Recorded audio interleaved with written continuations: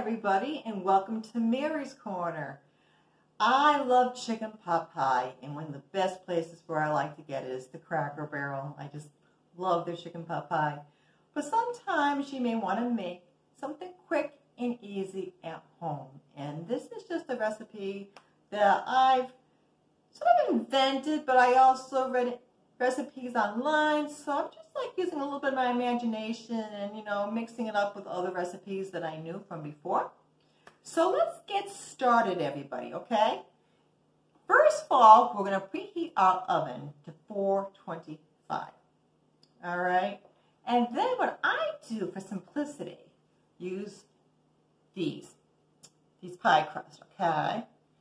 And I already lined my the pan for the pie, right? The chicken pot pie. But anyways, so the next thing that we are going to use for simplicity are these grilled chicken strips. They're pretty much cut up, in a decent, consistency or whatever you want to use. But I still cut it up a little bit more just to have smaller chunks of chicken in the pot pie. So you get one of these, and the thing I like about it is that it's fully cooked chicken. So that makes life easy, okay? So after that, what I did was, to make the gravy, I used cream of chicken, okay? A can of that. And, some people may want to cut up fresh mushrooms. That's fine. But also, too, to add extra thickness to my sauce or the gravy, I also use cream of mushroom. And with this, I added about 3/4 to a cup of milk. You have to judge and see if you like the consistency. Some people may like it thicker, some people may like it thinner. But I used about like 3/4, maybe a little bit over 3/4 of a cup. All right, so use these, okay? Then after that, I had a meal in which I used these. These are the Alfredo sauces from Prego.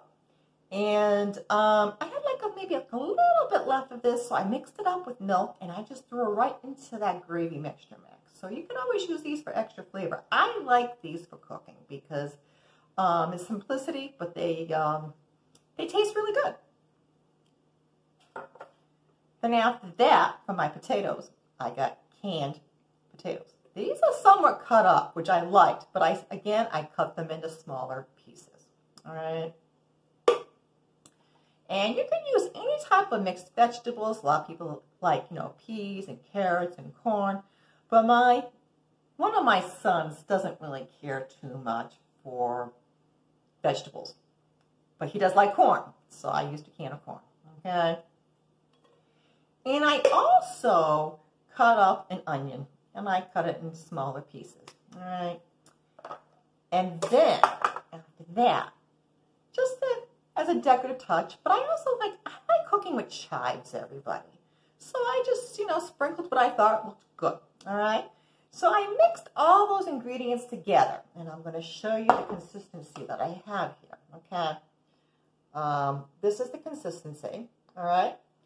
And so what we're going to do now is we're going to pour right into the pie crust. So I'm going to do that now, and I'm going to bring it up to the camera. Cameraman is busy doing something right now, so I didn't want to bother him. So I'm going to just pour this right into the pie crust, everybody. All right? And I'm spreading it in here now. So this is, I'm going to bring this down here. So this is what it looks like, everybody, okay? So now what we're going to do is we're going to put the top layer of the crust down. So again, we just get our dough, and we're going to press the two pie crusts together with our thumbs here, okay? I actually use a fork to make these designs to hold together also to the dough in place. And of course, to let the steam come out, we cut slits on top here, as you can tell. And I have another trick I'm going to show you in 1 second, okay? So as you can tell, this is my secret, putting tin around the crust of the pie.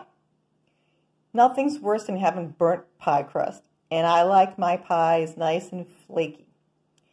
And so to do this, you basically put the tin foil on and you leave it on for about a half an hour. And during the last 10 to 15 minutes of cooking, you take it off, and when the pie has a nice golden brown crust and you feel the pie is ready, you take it out. Every oven is different, so you have to see how it comes along. But like I mentioned earlier, 425, and keep it, the tin foil on the edges for half hour, last 10 to 15 minutes without the tin foil on it. And in about an hour, I'll see you and we'll see the finished product. Now this is the finished product, everybody. So there's the chicken pot pie. This is a great meal, very simple meal, and bon appetit, everybody. Take care and God bless. Bye-bye.